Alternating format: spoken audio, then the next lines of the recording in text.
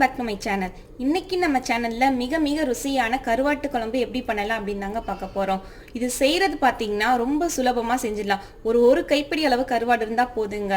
எல்லாரும் பாராட்டுற அளவுக்கு அட்டகாசமான ருசியில ரொம்ப எளிமையா செஞ்சிடலாம். வாங்க எப்படி செய்யலாம் அப்படிங்கறத பார்க்கலாம். ஃபர்ஸ்ட் ஒரு கடாயில கொஞ்சமா எண்ணெய் ஊத்திருக்காங்க. லைட்டா எண்ணெய் காயவுமே இதுல கொஞ்சம் கடுகு உளுந்தம் பருப்பு சேர்த்துக்கிறேன். கடுகு உளுந்தம் பருப்பு பொரியுதுங்க. இப்போ கொஞ்சமாக ஒரு இந்த அளவுக்கு மட்டும் நம்ம வெந்தயம் சேர்த்துக்கலாம். ஒரு 10-15 இருந்தால் போதும். கூடையே கொஞ்சமாக ஜீரகம். இந்த மாதிரி எல்லாமே பொரிஞ்ச பின்னாடி ஒரு 10-15 சின்ன வெங்காயம் எடுத்து வச்சுருக்காங்க. 4 பல் பூண்டு, கொஞ்சமாக கருவேப்பிலை. நம்ம சின்ன வெங்காயம் தாங்க யூஸ் பண்ணணும். சின்ன வெங்காயம் தான் இந்த கருவாட்டு குழம்புக்கு ரொம்ப ரொம்ப ருசியை தரக்கூடியது. 4 பல் பூண்டு, இந்த கருவேப்பிலை, இது ரெண்டையுமே சேர்த்து கூடையே நான் சேர்த்துட்டேன். சின்ன வெங்காயம் எந்த அளவுக்கு சேர்க்குறோமோ அந்த அளவுக்கு ரொம்ப ரொம்ப ருசியாக இருக்கும்.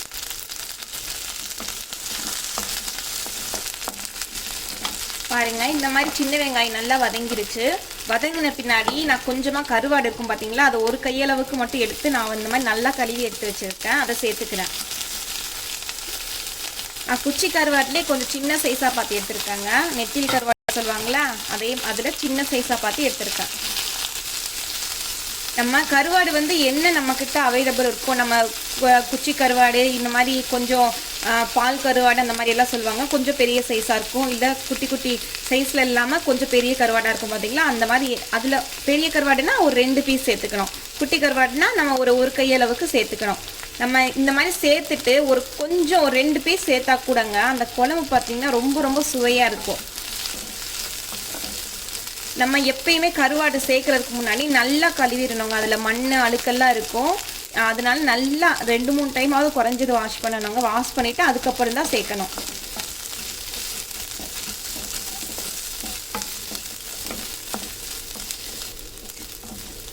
இது நல்லா ஓரளவு வதங்கினா போதுங்க.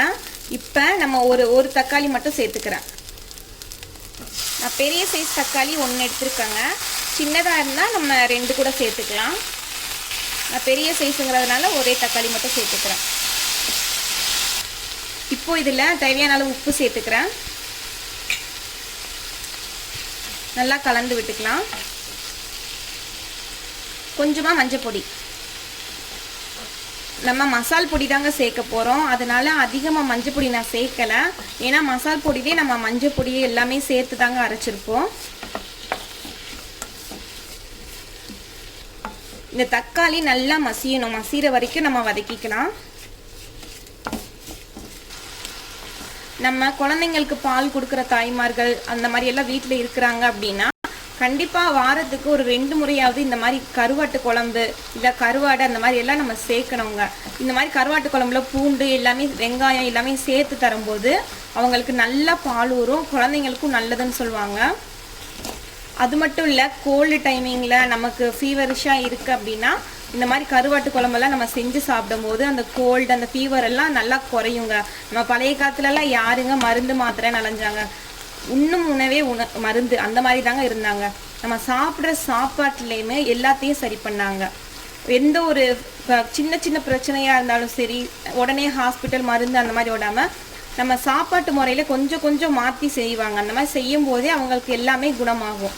நம்ம சாப்பிட்ற சாப்பாட்டில் எல்லாத்தையும் நம்ம மாற்றி செஞ்சோம், நமக்கு தேவையானதெல்லாம் சேர்த்துக்கிட்டோம் அப்படின்னா இந்த மாதிரி கோல்டு ஃபீவர் அதுக்கெல்லாம் தேவையில்லாமல் நம்ம மருந்து அந்த மாதிரி தேட வேண்டிய அவசியமே இருக்காது.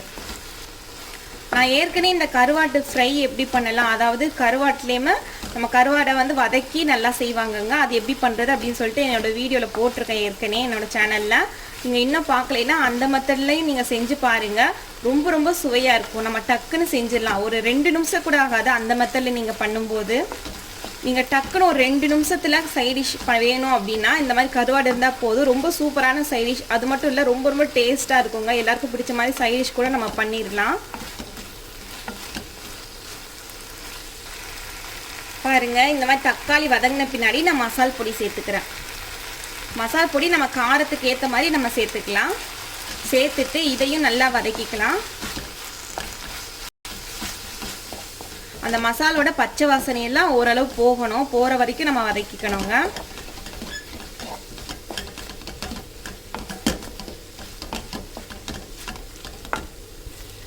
பாருங்க, இந்த மாதிரி மசாலெல்லாம் ஓரளவு அந்த பச்சை வாசனை போனால் போதும்.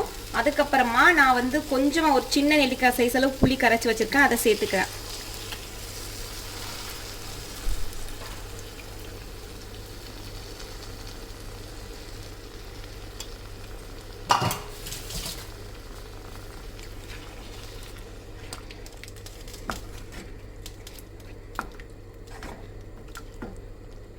இப்போ இதில் நான் தேவையான அளவு தண்ணி சேர்த்துக்கிறேங்க.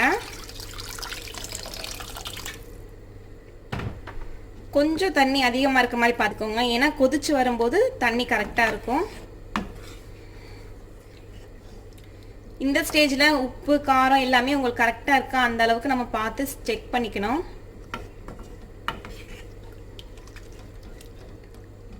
பாருங்க, தண்ணியாக இருக்கிற மாதிரி தான் தெரியும், ஆனால் கொதிச்சு வரும்போது எல்லாம் கரெக்டாக இருக்கும். ஒரு 5 நிமிஷம் கொதிச்சா போதுங்க. மூடி வச்சு ஒரு 5 நிமிஷம் கொதிக்க விடலாம்.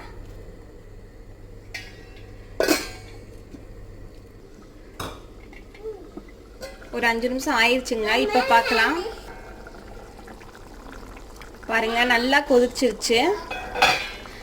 இப்போ நம்ம ஆஃப் பண்ணிடலாம். ஒரு 5லேருந்து 10 நிமிஷம் இந்த மாதிரி நல்லா கொதிச்சு வரணுங்க. கொதிச்சு வந்த பின்னாடி நம்ம ஆஃப் பண்ணிடலாம்.